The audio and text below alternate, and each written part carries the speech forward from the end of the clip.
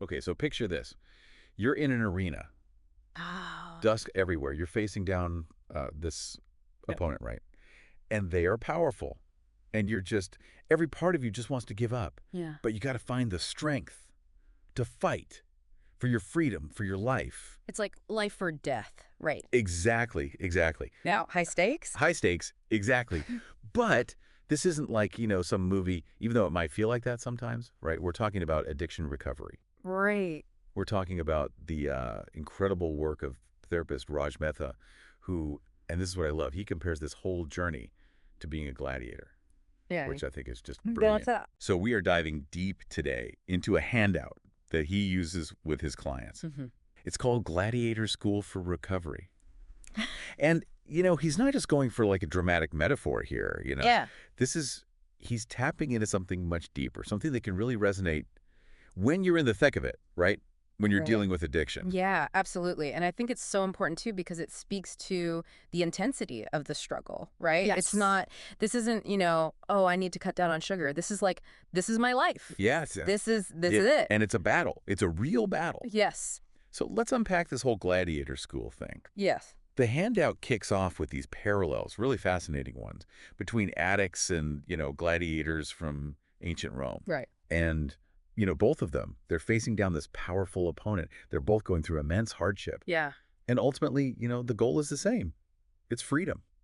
Yeah, and it's that, when you're talking about, the feeling of wanting to give up, Yeah. that's where the psychology of this is so interesting, right? Because Yeah. the image of the gladiator, battling, fighting for their life, it's powerful. Yeah. And I think that's something that speaks to us on such a deep level, that Oh. desire for control, Yes. for agency, especially when you're dealing with something like addiction, which can make you feel so powerless. Oh, absolutely. Like Yeah. it can take control of everything, your life, your thoughts, everything. And you feel helpless. Exactly. And so this image of, I can be a warrior, right? Yes. I can fight back. Yes. That's incredibly, incredibly powerful. It is. And this handout, it even has this quote. Hate is a very special feeling. Don't waste hate on people and don't hate broccoli hate addiction. Oh, wow. It's bold. What do you think?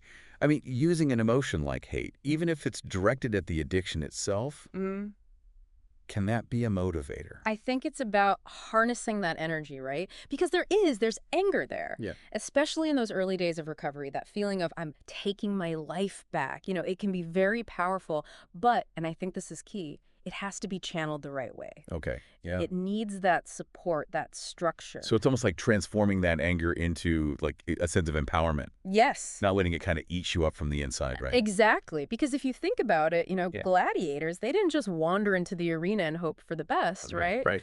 They trained, they had a strategy, they had a whole support system in place. They had a whole team. Yes. They had people who knew what they were doing. Exactly. And so I think in recovery, the same principles apply. Your training, that might be therapy, right? Support groups, maybe even medication. Sure. Yeah. And your community, that's huge, right? Loved ones, sponsors, other people who understand what you're going through. And it makes you realize it's not just you in that arena, right? Exactly. Which brings us back to like the whole gladiator school idea, right? I mean, the handout actually dives into the lives of these gladiators. Like they weren't all just these big muscle-bound, Barbarians. yeah, barbarians, Yeah. right?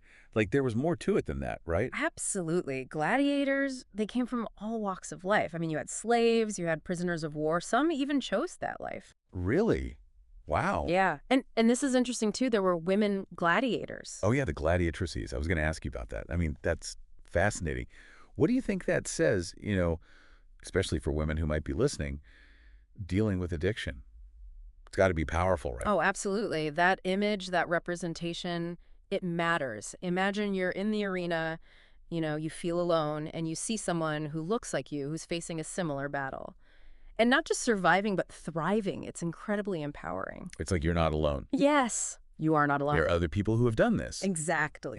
And ultimately, isn't that what this gladiator school analogy is all about? Like finding that strength to keep fighting even when it feels impossible. Yes, yes. It's about recognizing that you have the potential to be a warrior, too.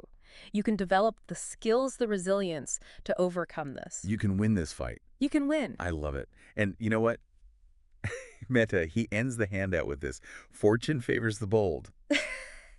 And what a great reminder, right? Right, yeah. Recovery's like, it takes guts to do this. It does. It does. It takes courage. And as you're on your own journey, whatever that looks like, I want you to ask yourself, what's my arena? Is it your job?